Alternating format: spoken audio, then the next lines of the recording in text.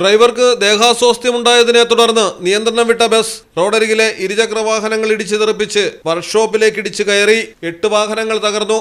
3 യുവാക്കൾ അപകടത്തിൽ നിന്ന് പരിക്കുകളോടെ രക്ഷപ്പെട്ടു.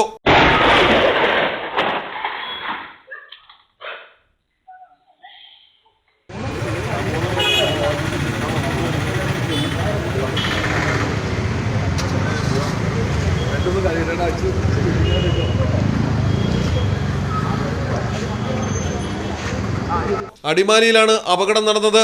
ഫെഡറൽ ബാങ്ക് അടിമാലി ബ്രാഞ്ചിന് സമീപത്ത് വെച്ച് അടിമാലി മാങ്കുളം റൂട്ടിൽ സർവീസ് നടത്തുന്ന സ്വകാര്യ ബസ്സിലെ ഡ്രൈവർ സോമനാണ് ദേഹാസ്വാസ്ഥ്യമുണ്ടായത്. മാങ്കുളത്തു നിന്നുള്ള യാത്രക്കാരെ അടിമാലി സ്റ്റാൻഡിൽ ഇറക്കിയ ശേഷം പാർക്ക് ചെയ്യുന്നതിന് ദേശീയപാതയിലൂടെ പോകും വഴിയാണ് ബസിന്റെ നിയന്ത്രണം വിട്ടത്. തുടർന്നാണ് വാഹനങ്ങൾ ഇടിച്ചു തെറിപ്പിച്ച് വർക്ക്ഷോപ്പിലേക്ക് പാഞ്ഞു കയറിയത്.